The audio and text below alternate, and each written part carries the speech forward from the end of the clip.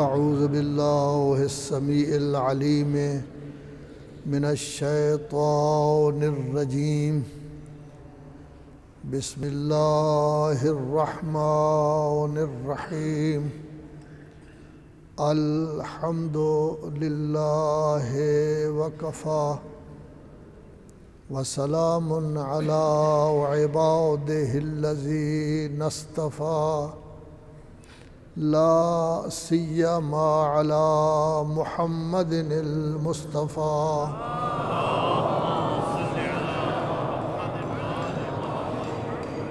وآلہ المجتبى اما بعد فقد قال اللہ تبارک وتعالی بسم اللہ الرحمن الرحیم اقرأ بسم ربک الذی خلق خلق الانسان من علق۔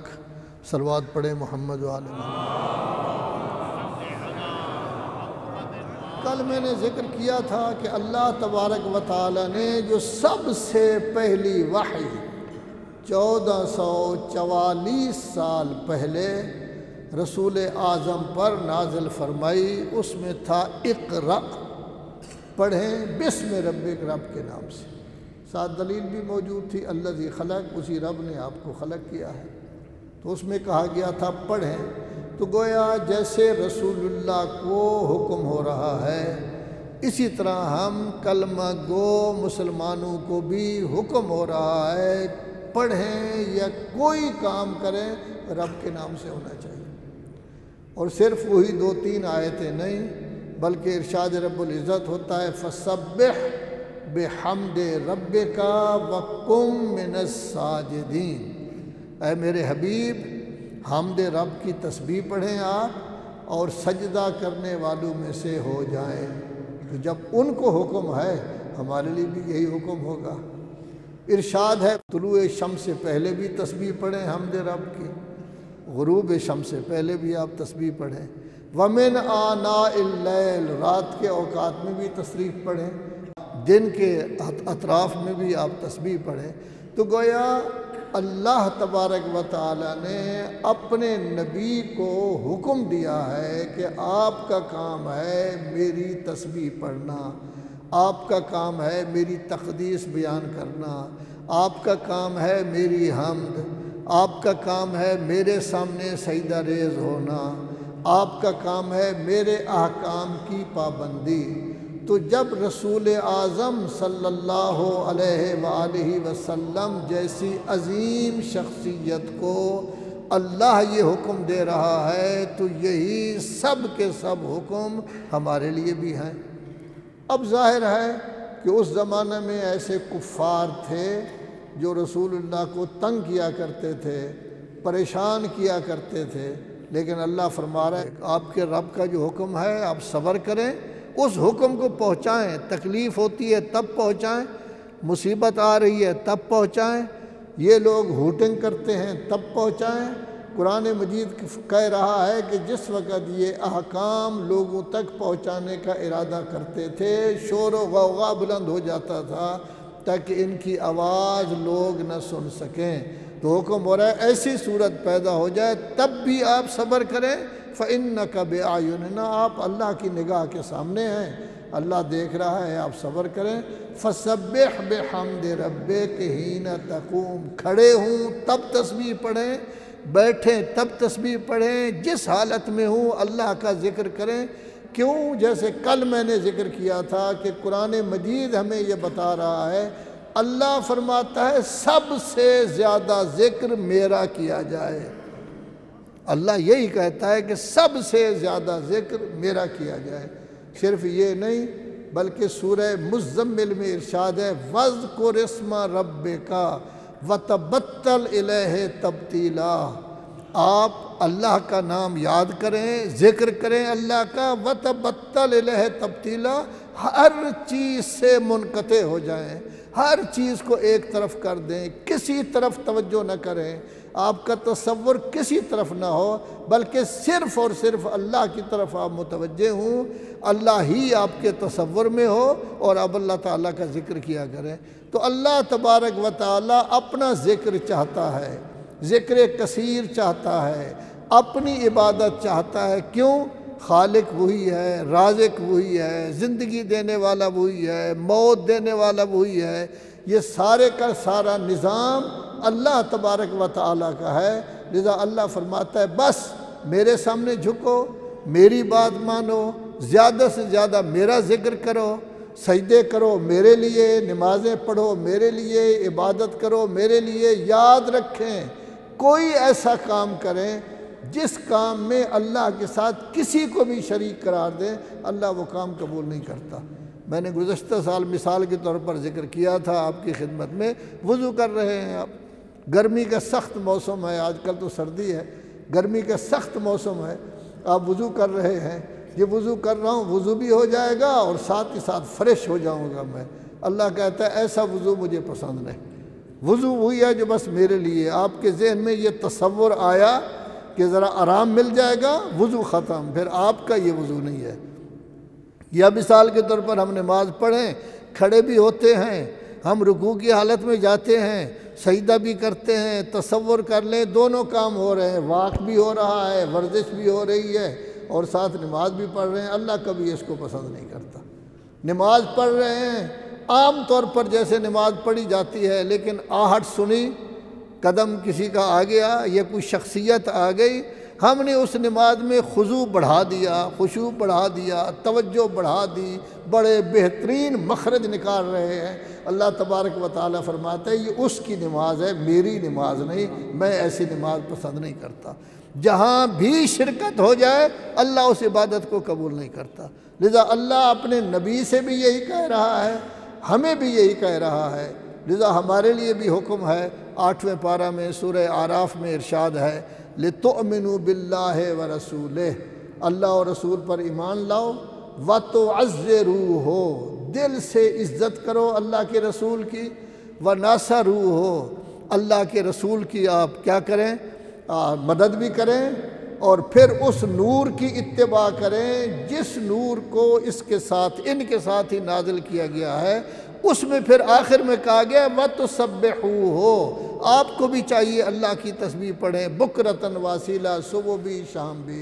تو گویا قرآن مجید ہمیں درس دے رہا ہے کہ ہر انسان کو چاہیے، ہر انسان مسلم کو چاہیے، کلمہ گو مسلمان کو چاہیے کہ وہ ہمیشہ اللہ کے سامنے جھکے اور اللہ کا ذکر کثیر کرے، تب وہ حقیقتاً اپنے آپ کو اللہ کا بندہ کہلا سکے گا۔ صلوات پڑھیں محمد و آل محمد۔ تو حابیل و قابیل کے وقت انسان 2 حصوں میں تقسیم ہو گئے، آج بھی یہی انسان 2 حصوں میں تقسیم ہے۔ سورہ جو قرآن مجید کی 7ویں نمبر کی صورت ہے، یعنی 7ویں نمبر پر نازل ہوئی ہے، اس میں ارشاد رب العزت ہو رہا ہے وَاللَّيْلِ إِذَا يَغْشَىٰ وَالنَّهَارِ إِذَا تَجَلَّىٰ وَمَا خَلَقَ الذَّكَرَ وَالْأُنثَىٰ إِنَّ سَعْيَكُمْ لَشَتَّىٰ۔ اللہ فرما رہا ہے مجھے قسم ہے رات کی، جب وہ رات کی تاریکی آپ کو ڈھانپ لے۔ رات اللہ تبارک و تعالیٰ نے سکون کے لیے بنائی ہے، رات کو اللہ تبارک و تعالیٰ نے لباس قرار دیا ہے، رات کو اللہ تبارک و تعالیٰ نے آرام کے لیے بنایا ہے تاکہ رات کے وقت انسان آرام کرے، دن کے وقت جو قوتیں مزمحل ہو گئی ہیں وہ دوبارہ بحال ہو جائیں۔ وَالنَّهَارِ إِذَا تَجَلَّىٰ، قسم ہے دن کی جب وہ دن روشن ہو جائے، جلوہ دکھائے اپنا، واضح ہو جائے، روشنی اس کی پھیل جائے ہر طرف۔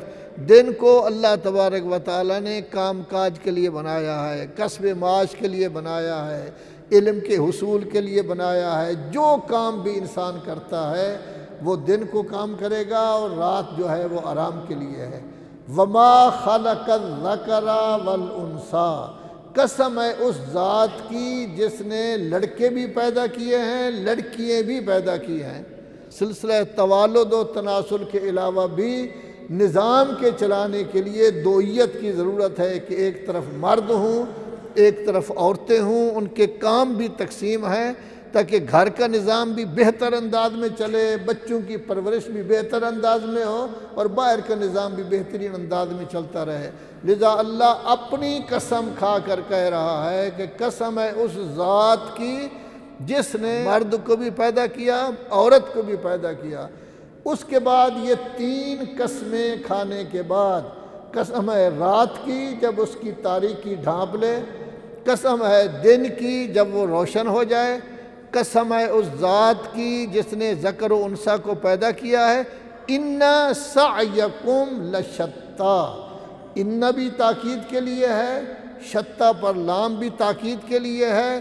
یقیناً یقیناً آپ لوگوں کی کوششیں متفرق ہیں، یعنی ہر انسان آرام سے بیٹھ کر کھانا نہیں کھا سکتا، آرام سے بیٹھ کر زندگی بسر نہیں کر سکتا، بلکہ کام تو کرنا پڑے گا، خواہ وہ کام ہاتھ کے ذریعے ہو، خواہ وہ کام ہنر ہو، خواہ وہ کام فکر کے ذریعے ہو، خواہ وہ کمپیوٹر کے ذریعے کام کرے، ٹیلی فون کے ذریعے کرے، بہرحال وقت تو دینا ہوگا، کام کرنا ہوگا۔ ہر انسان اپنی زندگی گزارنے کے لیے کوشش کرتا ہے، لیکن انسانوں کی کوششیں مختلف ہیں۔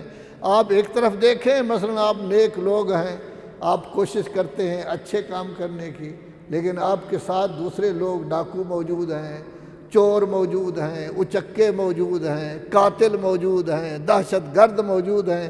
کیا بغیر کوشش کے چوری ہو جاتی ہے؟ یا ڈاکہ بغیر کوشش کے ہو جاتا ہے؟ یہ خود دہشت گردی بغیر کوشش کے، وہ بھی کام کرتے ہیں، کوشش کرتے ہیں، آپ بھی کوشش کرتے ہیں۔ آپ کی کوشش اور قسم کی ہے، جو بارگاہ خداوندی میں محبوب ہے، ان کی کوشش ایسی قسم کی ہے جو بارگاہ خداوندی میں مبغوض ہے۔ تو گویا انسان ہیں 2 قسم کے، ان کی کوششیں متفرق ہیں، کچھ کوششیں اچھی ہیں جن کو اللہ پسند کرتا ہے، کچھ کوششیں غلط ہیں، بری ہیں، جن کو اللہ پسند نہیں کرتا بلکہ اللہ کے نزدیک وہ مبغوض ہیں۔ اب وہ انسان کی 2 قسمیں کس طرح بنتی ہیں؟ صلوات پڑھیں محمد و آل محمد۔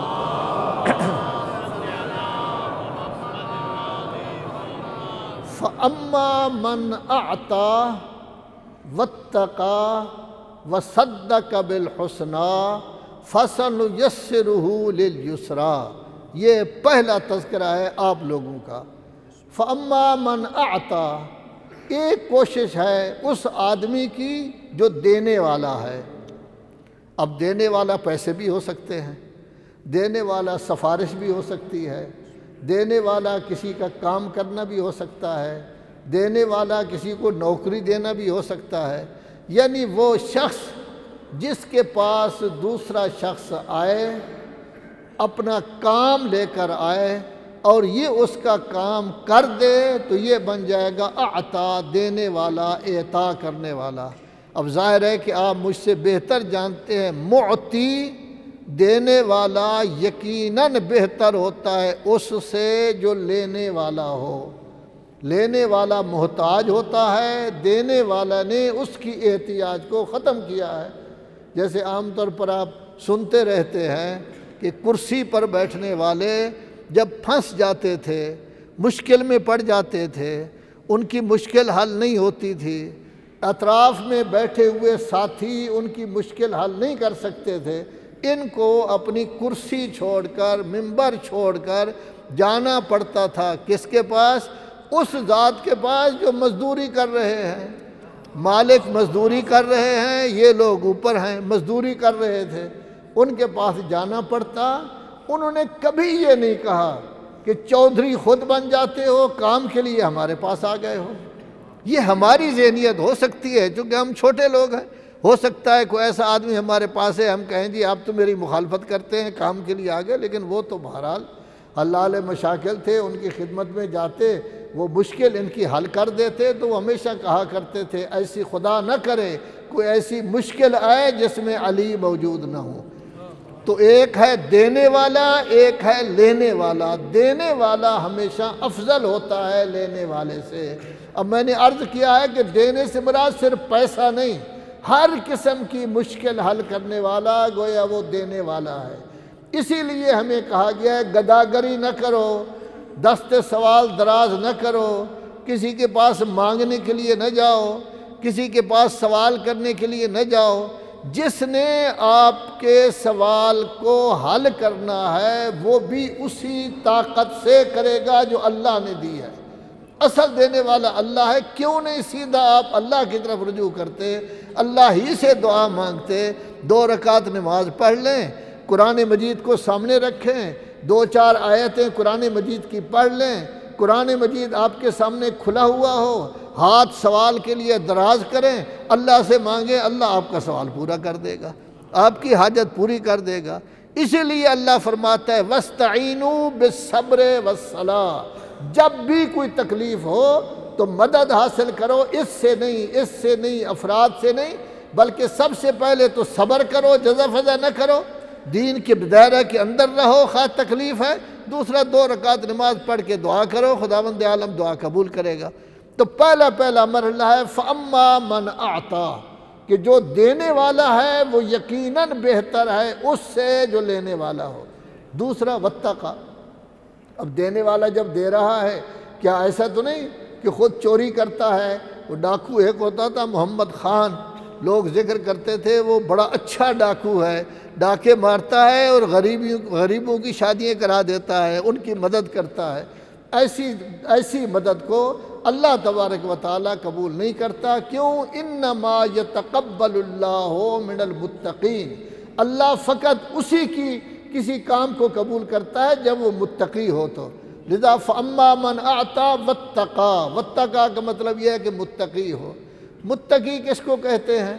اس کے لیے دور جانے کی ضرورت نہیں، پہلا پارہ آپ دیکھیں، سورہ الف لام میم سے شروع ہوتا ہے، اس میں ذکر کیا گیا ہے کہ متقین کی 5 گویا صفتیں ہیں۔ سب سے پہلی صفت تو یہ ہے ایمان، غیب پر ایمان ہو، اس کو گویا کہ کیا کہیں گے، یہ پہلی صفت۔ جیسے اللہ پر ایمان ہم رکھتے ہیں، ہم نے دیکھا نہیں، علامات کو دیکھا ہے، امام غائب پر ہم ایمان رکھتے ہیں، دوسری چیزیں ایسی ہیں آپ جانتے ہیں مجھ سے بہتر۔ دوسرا وَيُقِيمُونَ الصَّلَاةَ، متقی کی دوسری صفت یہ ہے کہ جلدی منٹوں سیکنڈوں میں نماز نہ پڑھے، خشوع و خضوع کے ساتھ صحیح نماز کو قائم کرے، یہ دوسری۔ تیسری وَمِمَّا رَزَقْنَاهُمْ يُنْفِقُونَ، ہم نے جو کچھ دیا ہے، دینے والے تو ہم ہیں، اللہ فرماتے ہیں اس میں سے خرچ بھی کرے، اس میں زکوٰۃ بھی آ جاتی ہے، خمس بھی آ جاتا ہے، دوسرے خرچ بھی آ جاتے ہیں۔ اللہ کی طرف سے جتنی کتابیں نازل ہوئی ہیں ان پر ایمان لے آئے، آخرت پر یقین۔ اولئک علی ھدی من ربہم، یہ 5 صفتیں بیک وقت جن میں پائی جائیں گی، وہی اللہ کی طرف سے ہدایت پر بھی ہیں اور وہی کامیاب بھی ہیں۔ تو گویا من اعطا دینے والا ہو اور دوسرا متقی ہو۔ متقی کا اصل مطلب یہ ہوتا ہے واجبات کو بجا لانے، محرمات کو چھوڑنے کے بعد وہ اپنی طبیعت ایسی بنا لے کہ کبھی کوئی واجب سامنے آ جائے خوشی اس کو بجا لائے، یہ نہ ہو کہ آج تو طبیعت نہیں چاہتی، آج تو دل نہیں چاہ رہا کہ میں یہ کام کروں، نہیں، عشق ہو واجب کے ساتھ، عشق ہو خدائی کام کے ساتھ، اور جہاں تک تعلق ہے محرمات کا اس سے نفرت ہو، برائی سے نفرت، اچھائی کے ساتھ محبت و عشق، یہ ہے تقویٰ۔ تو گویا پہلی صفت یہ ہے کہ دینے والا ہو، دوسری صفت یہ ہے کہ واتقا، متقی بھی ہو، تیسری صفت وصدق بالحسنى، ایک تو خود نیک کام کرے، دوسرا اگر کوئی اچھا کام کر رہا ہو اس کی تصدیق کرے۔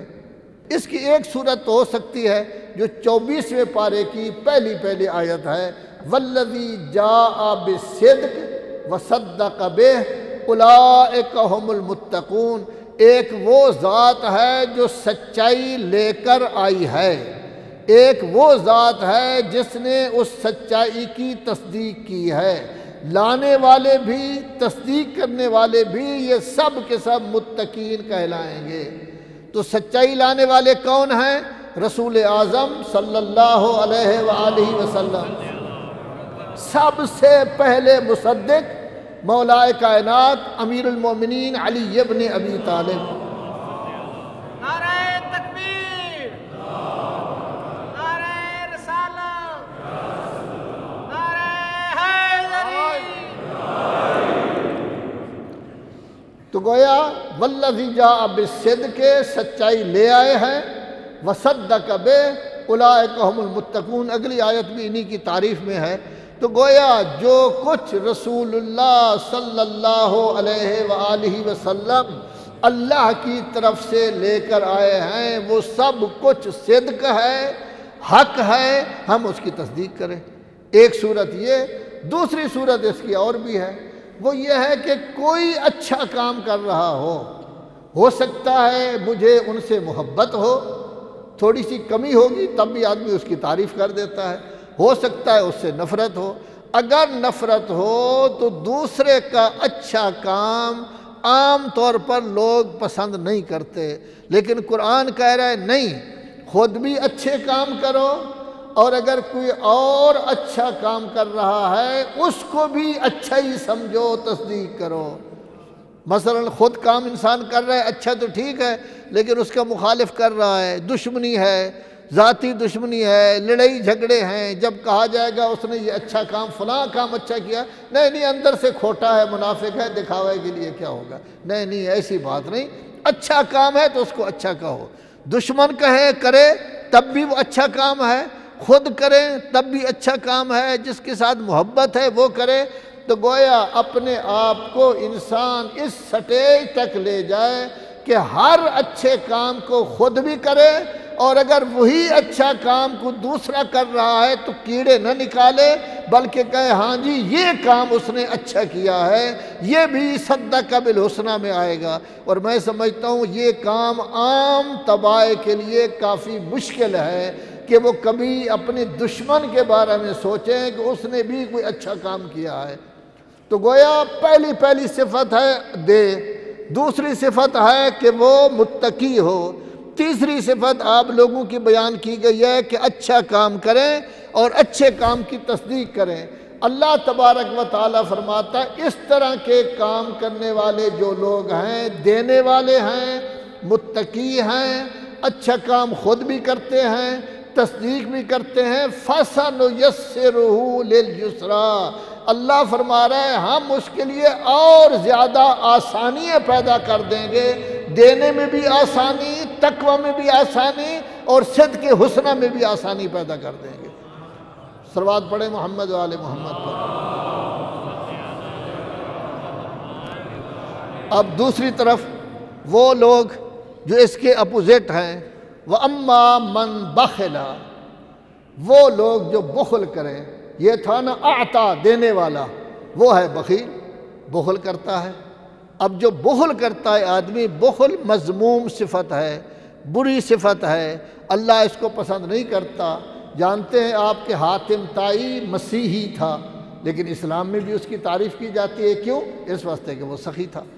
نوشیروان عادل مسیحی تھا، لیکن اس کی تعریف کی جاتی ہے اس عنوان سے کہ وہ عدل کیا کرتا تھا۔ تو حاتم طائی کی سخاوت کی تعریف کی جاتی ہے۔ تو اما من بخلا، بخل کرے۔ اب بخل کے 3 سٹیج ہیں۔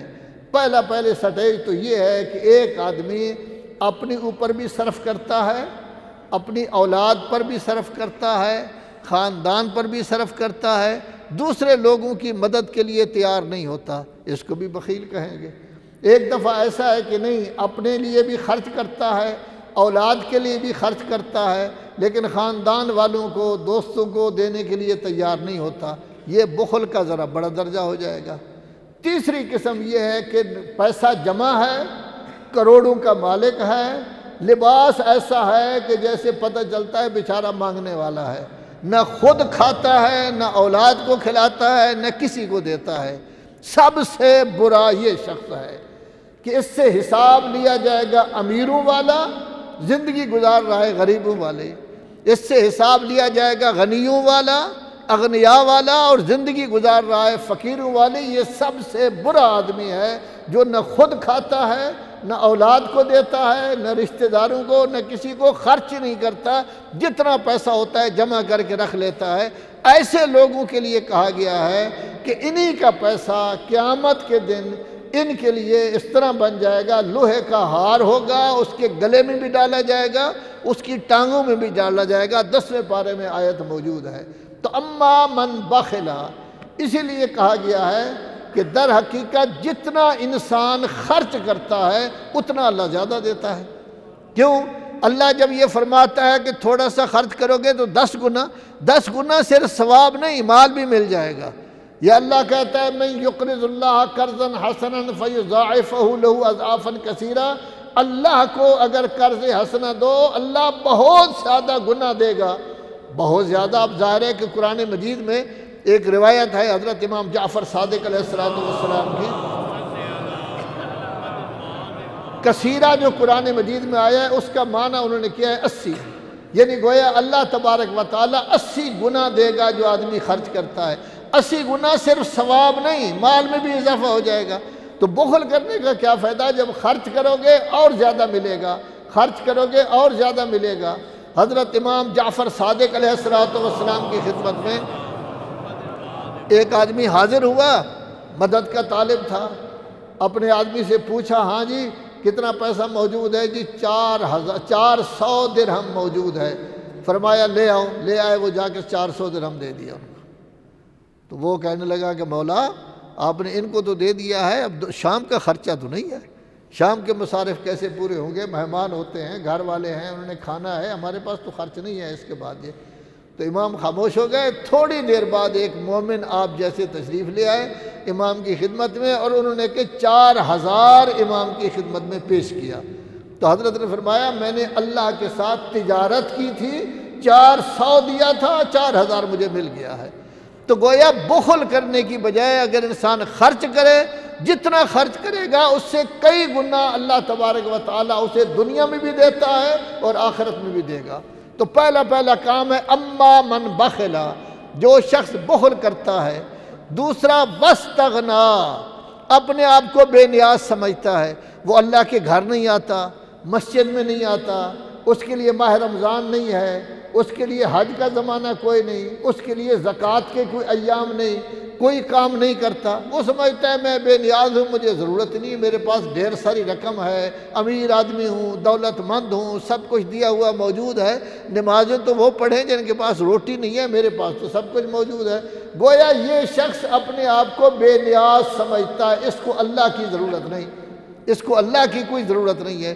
تو اس طرح کا مستغنی، تو پہلا ہے بخل کرتا ہے، دوسرا اپنے آپ کو مستغنی سمجھتا ہے، تیسری چیز وَكَذَّبَ بِالْحُسْنَى، جب اچھی کوئی چیز آتی ہے تو اس کی وہ تصدیق نہیں کرتا بلکہ تکذیب کرتا ہے۔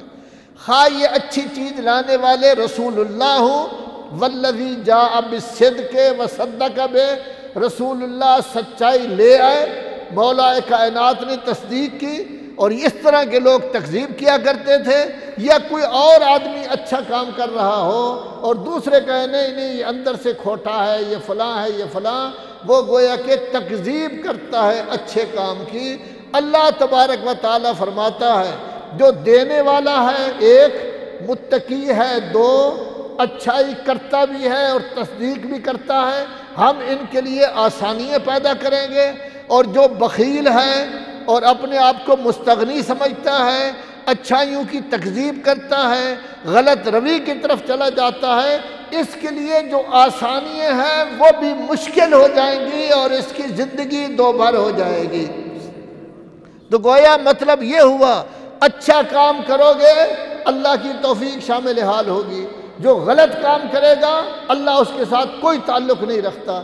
جیسے 5ویں پارے کی آیت ہے ما اصابک من حسنۃ فمن اللہ وما اصابک من سیئۃ فمن نفسک، اگر اچھا کام کرو گے اللہ کی توفیق شامل حال ہے، وہ اللہ کی طرف سے ہے، اور اگر غلط کام کرو گے اللہ کا اس کے ساتھ کوئی تعلق نہیں ہے۔ تو اللہ فقط انہی کے لیے آسانیاں مہیا کرتا ہے، توفیقات میں اضافہ کرتا ہے، قوت دیتا ہے، طاقت دیتا ہے، محبت پیدا کرتا ہے اچھائی کی، محبت پیدا کرتا ہے نیک کام کی، نفرت پیدا کرتا ہے غلط کام سے جو اچھے کام کرتا ہے۔ تو گویا اللہ کی طرف ایک قدم آدمی چلے اللہ اور زیادہ اس کے لیے آسانی پیدا کرتا ہے۔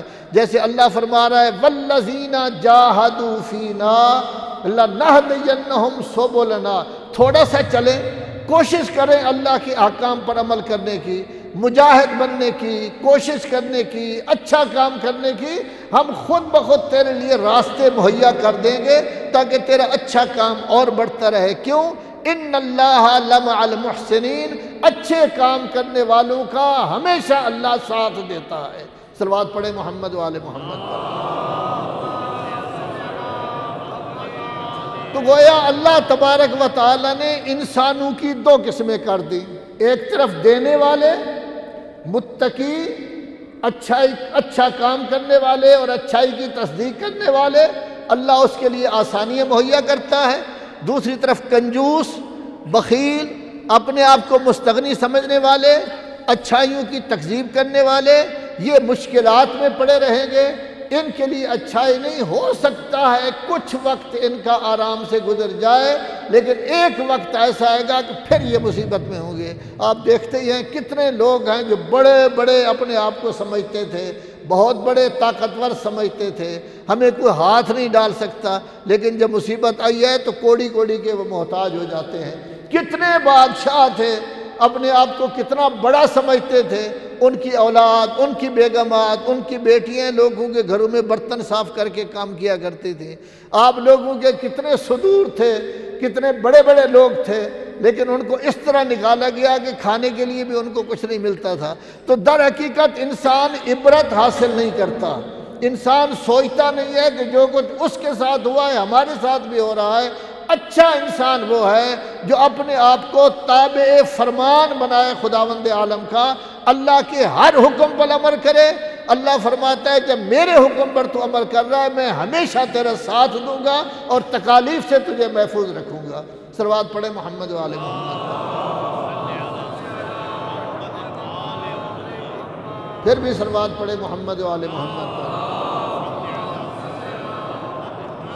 جن ذوات مقدسہ کی محبت کا ہم دم بھرتے ہیں، انہوں نے اپنوں کو بھی نوازا ہے اور غیروں کو بھی نوازا ہے، لیکن غیر کو جلدی نوازتے ہیں، اپنے لوگوں کو ذرا دیر سے۔ اور میرے خیال میں گزشتہ سال میں نے ذکر کیا بھی تھا کہ حضرت امام جعفر صادق علیہ السلام ارشاد فرماتے ہیں جب کوئی غیر میرے پاس کام لے کر آتا ہے میں اس کا کام جلدی کر دیتا ہوں۔ کیوں؟ تاکہ وہ کسی اور کے پاس جا کے کام نہ کرائے۔ ہم جب کام اس کا کر دیں گے تو اس کے دل میں یہ خیال پیدا ہوگا کہ ہمارے کام تو یہاں ہوتے ہیں۔ ظاہر ہے کہ جب خیال پیدا ہوگا، اس خیال سے تھوڑی سی محبت اس کے دل میں پیدا ہو جائے گی، اور اسی طرح محبت بڑھتے بڑھتے ایک وقت ایسا آئے گا کہ وہ ایمان کی طرف آ جائے گا۔ تو در حقیقت غیروں کے کام بھی کرتے تھے، اپنوں کے کام بھی کرتے تھے، اور اللہ تبارک و تعالیٰ کے ایسے مطیع، ایسے فرما بردار کہ فقط یہ نہیں ہے کہ عمل کے ذریعے نافرمانی نہیں کرتے تھے، بلکہ ان کی سوچ کے ذریعے بھی نافرمانی نہیں ہوتی تھی، مشیت کے ذریعے بھی نافرمانی نہیں ہوتی تھی، تصوراتی نافرمانی بھی نہیں ہوتی تھی، تخیلاتی نافرمانی بھی نہیں ہوتی تھی۔ وہ صرف اور صرف اللہ تبارک و تعالیٰ کے حکم کی اتباع کرتے تھے۔ اسی واسطے ان کی زندگی دیکھیں، زندگیوں میں تفاوت نظر آتا ہے کہ ایک وقت ایسا آتا ہے کہ مولا کائنات کی تلوار چمک رہی ہے اور دشمنوں کو تباہ و برباد کر رہی ہے، لیکن ایک وقت ایسا آتا ہے خاموش ہو کر گھر میں بیٹھ جاتے ہیں۔ کیوں؟ اپنی مرضی سے کچھ نہیں کرتے۔ اللہ کا حکم تھا تلوار چلاؤ، تلوار چلائے، اللہ کا حکم تھا بیٹھ جاؤ، بیٹھ گئے۔ اور پھر جب اللہ تبارک و تعالیٰ کا حکم ہوا، بڑھاپا تھا، 60 سال سے زیادہ سن ہو گیا تھا، تو 60 سال کا بندہ تو ریٹائرڈ ہو جاتا ہے نا، وہ کام تو نہیں کر سکتا۔ 60 سال سے زیادہ سن ہو گیا تھا، لیکن پھر وہی تلوار اسی طرح چل رہی تھی جس طرح جوانی میں تلوار چلتی تھی۔ کیوں؟ کیونکہ ان کے کام اپنی مرضی کے نہیں ہوتے، عادت کے مطابق نہیں ہوتے، ان کی کوئی عادت نہیں بنتی، بلکہ ان کا ہر کام اللہ کے حکم کے مطابق ہوتا ہے، خواہ وہ روٹین کے مطابق ہو یا روٹین سے ہٹ کر ہو، ان کے لیے اس قسم کا کوئی فرق نہیں پڑتا۔ تو ان ذوات مقدسہ نے ہمیں درس دیا ہے کہ اگر اپنے آپ کو اچھا بنانا چاہتے ہو، نیک بنانا چاہتے ہو، محب اہل بیت بنانا چاہتے ہو، محب رسول بنانا چاہتے ہو، خالی دعویٰ کافی نہیں، خالی دعویٰ کسی قسم کا کوئی فائدہ نہیں دیتا۔ عملی زندگی میں اپنے آپ کو تابع بناؤ۔ اگر انہی کے بتائے ہوئے راستے پر چلو گے، انہی کے راستے کو اختیار کرو گے، جس راستے کو وہ پسند کرتے ہیں اسی راستہ کے مطابق چلو گے تو زندگی کامیاب و کامران ہوگی۔ اور اگر اپوزٹ راستہ اختیار کرو گے، گھوڑے کی رفتار سے بھی زیادہ دوڑ کر آپ راستہ طے کریں، دور ہو جائیں گے، نزدیک کبھی نہیں ہوں گے۔ نزدیک فقط وہی ہے جو انہی کے راستے کو اختیار کرے۔ اور پھر ان ذوات مقدسہ نے فقط یہ نہیں ہے کہ بڑے آرام کی زندگی بسر کی ہے اور ہمارے لیے یہ حکم دیے ہیں تاکہ ہم یہ کہیں فلاں حکم میں تکلیف ہے، فلاں حکم میں تکلیف ہے، آج کل کے زمانہ میں ہمیں تنگی ہوتی ہے، آج کل کے زمانہ میں ہم نماز کیسے پڑھیں، سجدگاہ کیسے رکھیں، فلاں کس طرح کریں، کیا دوسروں کے ساتھ ہم نماز پڑھ سکتے ہیں، اس طرح کے مسائل۔ اہل بیت نے جتنے کام کیے ہیں وہ تنگی کی زمانے میں بھی کیے ہیں، تکلیف کے زمانے میں بھی کیے ہیں، مصائب کے زمانے میں بھی کیے ہیں، مشکلات کے زمانے میں بھی کیے ہیں، اور جب آرام تھا تب بھی وہی کرتے رہے۔ ان کی زندگی میں کوئی تبدیلی نہیں ہے، مشکل ہو تب بھی وہ کام کرتے ہیں، مصائب ہوں تب بھی کام کرتے ہیں، اور اگر آسانی ہو تب بھی وہ کام کرتے ہیں۔ تو ہمیں یہی کہا گیا ہے کہ آپ کے لیے جتنی مشکلیں بھی ہوں ان مشکلات کا مقابلہ نہیں کر سکتے جو ہم پر آئی ہیں، لذا آپ کو چاہیے ہر معاملہ میں ہماری اتباع کریں، فرما برداری کریں، تاکہ آپ کا حشر نشر بھی ہمارے ساتھ ہو اور اس قدر تعلق پیدا ہو جائے کہ کل آپ حضرات ہماری خدمت میں پہنچ سکیں تاکہ ہم آپ کی شفاعت کر سکیں۔ کربلا کے ایام ہیں، 2 محرم گزر چکی ہے، آج 3 محرم کی گویا کہ شب ہے۔ دیکھیے حضرات محترم، اہل بیت نے جب سفر کیا ہے تو یہ سفر انتہائی کٹھن سفر تھا۔ کیوں؟ اس واسطے کہ جب یہ سفر کیا ہے تو لوگ حج کر رہے تھے اور اہل بیت حج کا احرام عمرہ میں تبدیل کر کے جا رہے تھے۔ ساری دنیا حج کی طرف آ رہی ہے، لیکن مولا اپنے خاندان کو لے کر، اپنے ساتھیوں کو لے کر حج سے سفر کر رہا ہے۔ تو یہ سفر کسی آدمی کو پسند نہیں ہے کہ حج کو چھوڑ کر چلا جائے، لیکن حالات ایسے پیدا ہو گئے تھے کہ آپ کے امام نے حج کو ترک کر دیا، اور ساتھ یہ بتانا بھی مقصود تھا کہ جو لوگ یہاں ہزاروں کی تعداد میں حاجی آئے ہوئے ہیں وہ سوچیں، غور و فکر کریں کہ آخر کون سے ایسے حالات تھے کہ امام زمانہ نے، وقت کے امام نے حج کے دن ہی اپنے احرام کو عمرہ میں تبدیل کر کے جا رہے ہیں، تاکہ ان کو سوچنے کا موقع ملے، وہ سمجھ جائیں کہ مسئلہ کیا تھا، غور و فکر کریں، ایک دوسرے کے ساتھ بات چیت کریں، ایک دوسرے کو اطلاع دیں تاکہ یہ ہو جائے۔ اور جس وقت سفر کر رہے ہیں تو سفر میں کوئی سینکڑوں کی تعداد میں آدمی نہیں ہیں، بہت کم تعداد میں لوگ ہیں جن کے ساتھ سفر کر رہے ہیں۔ اب یہ سفر بھی کسی نے کہا ہے کہ مولا سفر کرنا ہے تو کسی ایسے راستہ سے جائیں کسی کو پتہ نہ چلے۔ فرمایا نہیں، میں جو عام راستہ ہے اسی سے جاؤں گا، عام راستہ ہے، میرے لیے کوئی فرق نہیں پڑتا، کسی وقت کوئی مصیبت آ جائے عام راستہ میں جاؤں گا۔ اب ظاہر ہے کہ امام تو معصوم ہے، امام جانتے ہیں کہ میں سفر کر رہا ہوں، اس کا نتیجہ کیا ہوگا، لیکن جو بیویاں ساتھ سفر کر رہی ہیں اگر وہ بھی تو اسی خاندان ہی کے ساتھ تعلق رکھتی ہیں، تو جناب زینب کیا سوچتی ہوں گی کہ یہ سفر کس طرح کا ہے، جناب زینب کیا تصور کرتی ہوں گی کہ آخر میں کیا ہوگا، جناب زینب کے تخیلات کیا ہوں گے کہ ہمارا یہ سفر آیا کبھی ختم بھی ہوگا یا ہمیشہ کے لیے سفر رہے گا، آیا کبھی ایسا موقع ملے گا کہ ہم مدینہ میں واپس آئیں گے، یا یہ ہے کہ کبھی موقع نہیں ملے گا۔ قرآن مجید ہمیں بتا رہا ہے کہ اللہ کا رسول، انبیاء کا سردار جب مکہ چھوڑ رہے تھے مڑ مڑ کر مکہ کی طرف دیکھتے تھے، تو اللہ تبارک و تعالی نے فرمایا ان الذی فرض علیک القرآن لرادک الی معاد، اللہ آپ کو پھر پلٹائے گا۔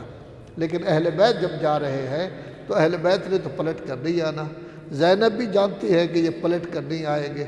20ویں پارہ میں ہے کہ موسیٰ جب نکلے مصر سے بہت پریشان سے، فخرج خائفا یترقب، مصر سے نکلے تو اس وقت کافی خوف کی حالت میں تھے اور اس وقت پریشان تھے، لیکن موسیٰ پھر مصر میں پہنچے اور باقاعدہ اپنی نبوت کا اعلان کیا۔ لیکن یہ خاندان اس طرح جا رہا ہے کہ جس وقت یہ واپس آئے گا اس وقت ایسی کوئی صورت نہیں ہوگی، اس وقت ایسی کوئی صورت نہیں ہوگی کہ خوشی کی کوئی صورت ہو، بلکہ اس حالت میں واپس آئے گا کہ زینب کہتی ہوئی نظر آئے گی کہ نانا جب میں گئی تھی تو میرے بھائی ساتھ تھے، اب جب میں واپس آئی ہوں کوئی بھی میرا نہیں رہا، کوئی بھی میرا نہیں رہا۔ تو جب اس طرح کے تصورات ہوں تو ایک منزل میں آدھی رات کے وقت جناب زینب نے خواب دیکھا کہ ایک خون کا دریا ہے، اس میں حسین غوطے لگا رہے ہیں، کبھی ابھر آتے ہیں کبھی خون کے اندر چلے جاتے ہیں۔ تو جناب زینب نے اونچی آواز سے رونا شروع کیا۔ جب اونچی آواز سے رونا شروع کیا، ساتھ والے خیمہ میں حسین سوئے ہوئے تھے، جب امام نے اپنی بہن کی آواز کو سنا پریشان ہوئے، اپنے دونوں باہیں بہن کے گلے میں ڈال دی اور اس وقت کہا بہن کیا ہوا؟ جب بہن نے خواب دیکھا تو اس وقت امام بھی گریا کرتے رہے اور بہن بھی گرتیا کرتی رہی۔ امام نے یہ نہیں فرمایا کہ خواب اس طرح ہوا کرتے ہیں، تو گویا یہ سفر اسی طرح گریا کرتے کرتے گزرا ہے۔ ایک منزل پر پہنچے، اس منزل سے پہلے اس منزل پہ حضور نے ارشاد فرمایا دیکھو زیادہ سے زیادہ پانی لے لو۔ آخر امام کی نظر دیکھ رہی تھی کہ پانی کی ضرورت ذرا زیادہ ہوگی، کافی مقدار میں پانی لے لیا گیا۔ اب اس کے بعد سفر کر رہے ہیں، جب سفر کر رہے تو کسی ساتھی نے اللہ اکبر کا نعرہ بلند کیا۔ امام نے فرمایا اللہ اکبر۔ اس وقت اللہ اکبر کیوں کہا ہے؟ کہا مجھے درخت نظر آ رہے ہیں۔ فرمایا اس جگہ کوئی درخت نہیں ہے، اس علاقے میں کوئی درخت نہیں ہے، اشتباہ ہوا ہے۔ جب وہ کچھ قریب آئے تو پتہ چلا نیزے کی انیے ہیں جو اوپر سے نظر آ رہی ہیں اور ہر کا لشکر آ گیا ہے۔ اب جب ہر کا لشکر آیا، اب دیکھیے نا، اگر یہ عام انسان ہوتے، ان کی نظر حکومت کی طرف ہوتی، بڑے آرام سے 1000 لشکر، پیاسا لشکر، جن کے گھوڑے پیاسے ہیں، جن کے جانور پیاسے ہیں، پیاس کی وجہ سے جہاں بلب ہو رہے ہیں، ان کو پانی ہی نہ دیتے تو کچھ لوگ ختم ہو جاتے، لیکن نہیں، حکم دیا سب کو پانی پلاؤ، حکم دیا سب کو پانی پلاؤ۔ بلکہ ایک شخص کہتا ہے بدحواسی کی حالت میں امام نے مجھے مشکیزہ دیا، میں اس کا دہانہ نہیں کھول سکا۔ جب کھول نہیں سکا، امام خود اٹھے، مشکیزہ اپنے شانے پر رکھا، اس کا دہانہ کھول کر میرے منہ میں دیا اور کہا شریعت نبی کہتی ہے آرام آرام سے پیو، آرام آرام سے پیو، تیزی نہ کرو، جتنا پینا ہے آرام سے پیو۔ اس نے کہا میں آرام آرام سے پانی پیتا رہا اور امام نے مشکیزہ اپنے شانے پر رکھا ہوا تھا، اور اس کے بعد امام نے فرمایا گھوڑوں کو بھی پانی پلاؤ، یہ بھی بیچارے ذی روح ہیں، تنگ ہیں، اور فرمایا گھوڑا ایک دفعہ سیر نہیں ہوتا، کم از کم 3 دفعہ ان کو پانی پلاؤ۔ لیکن عزاداروں، جن لوگوں کو پانی پلایا تھا یہ سب کے سب کربلا میں موجود تھے، اور ہر طرف سے العطش العطش کی آوازیں آ رہی ہیں۔ جب جناب زینب نے آواز سنی، ایک مشکیزہ لیا کہ بھائی پانی طلب کر رہے ہیں، ایک خیمہ میں گئی آپ کے پاس کچھ پانی ہے، دوسرے خیمہ میں گئی آپ کے پاس کچھ پانی ہے، تیسرے خیمہ میں علی کی بیٹی گئی، جب کہیں سے پانی نہ مل سکا اس وقت کہا بھیا میں نے بڑی کوشش کی لیکن مجھے پانی دستیاب نہیں ہو سکا۔ اب بچے ہر طرف سے العطش العطش کی آوازیں بلند کر رہی ہیں۔ امام نے نماز پڑھائی، ان لوگوں نے نماز پڑھی، امام نے خطبہ دیا کہ مجھے دعوت دی گئی تھی، میں جا رہا تھا، لیکن اب ضروری نہیں ہے، مجھے آپ اجازت دے دیں، میں کسی اور طرف چلے جاتا ہوں۔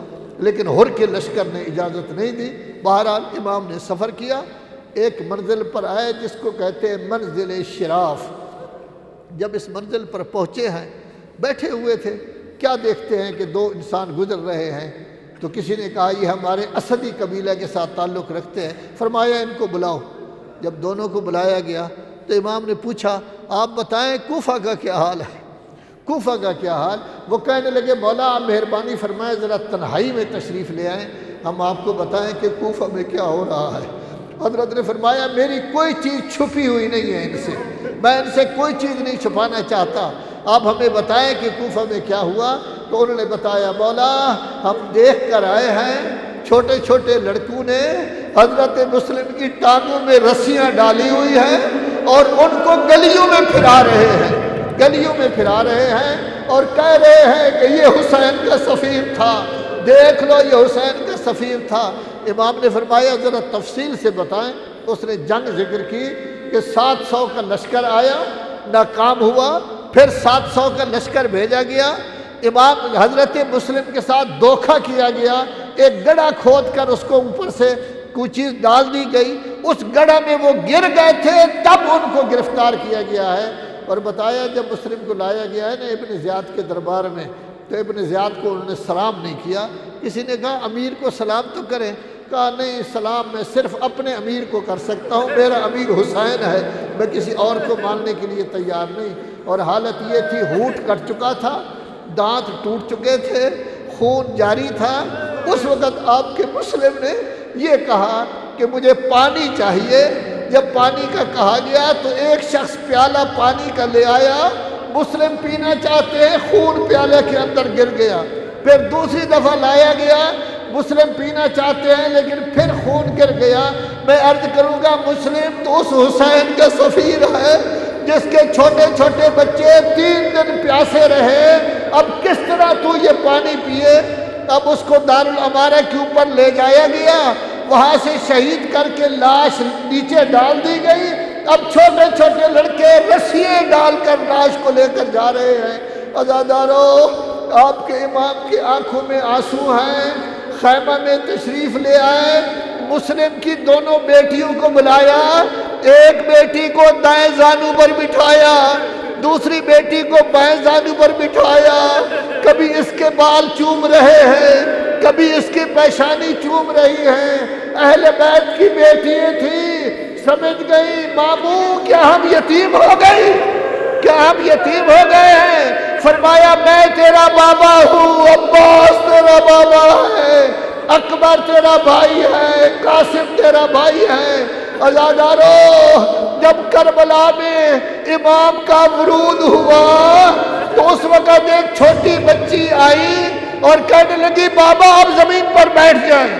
جب مولا زمین پر بیٹھ گئے تو یہ بچی زانو پر بیٹھ کر کہتی ہے بابا میرے سر پر بھی شفقت کا ہاتھ پھیر دے، مسلم کی بیٹیاں یتیم ہوئی تھی، آپ نے شفقت کا ہاتھ پھیرا تھا، بابا میں جب یتیم ہوگی کون ہوگا جو شفقت کا ہاتھ میرے سر پر پھیرے؟